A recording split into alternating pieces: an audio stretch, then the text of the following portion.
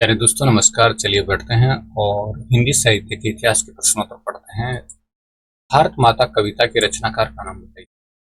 भारत माता नाम की प्रसिद्ध कविता है और इसके रचनाकार कौन है? तो इसके रचनाकार हैं सुमित्रानंदन पंत।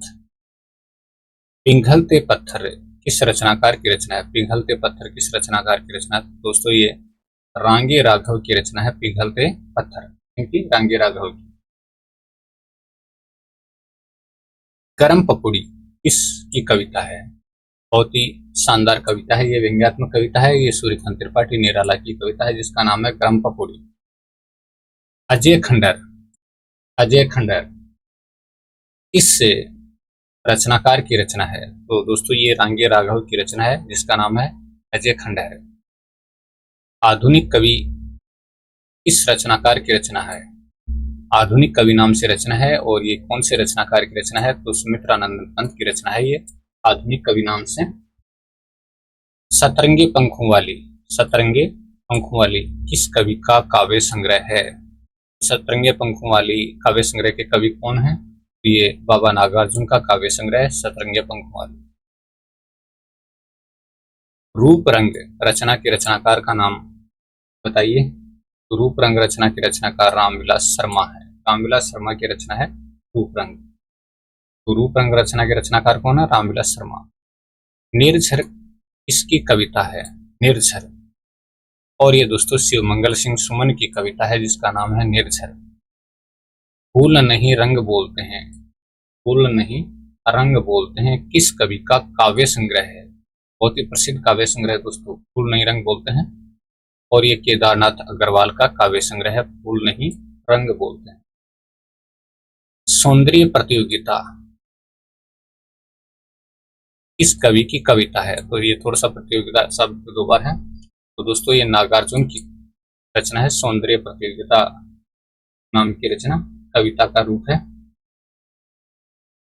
चलिए, आए दिन बहार के कविता के रचनाकार का नाम बताइए। आए दिन बहार के कविता के रचनाकार कौन है? तो ये नागार्जुन की रचना है आए दिन बहार की।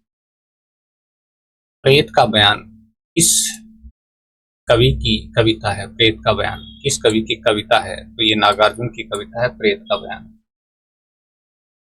ये दीप अकेला किस रचनाकार की कविता है? ये दीप अकेला किस रचनाकार की रचना है? तो ये दीप अकेला सच्चिदानंद हीरानंद वात्सन अगे की रचना है ये दीप अकेला।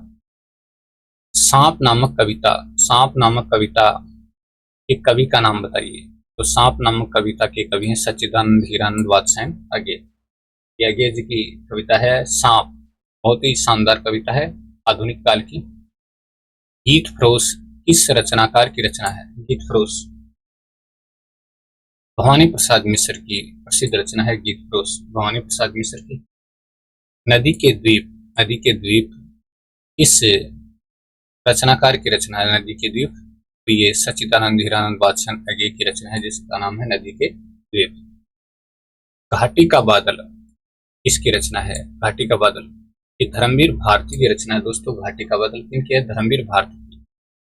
तुम कहो किस रचनाकार की रचना है? तुम कहो कौन से रचनाकार की रचना है? तो ये सर्वेश्वर दयाल सक्सेना की रचना है तुम कहो।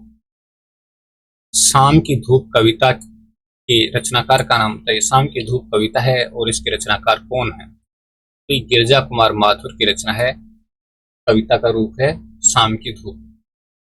चांद का मुंह टेढ़ा है, चांद का मुंह टेढ़ा है किस रचनाकार की रचना है?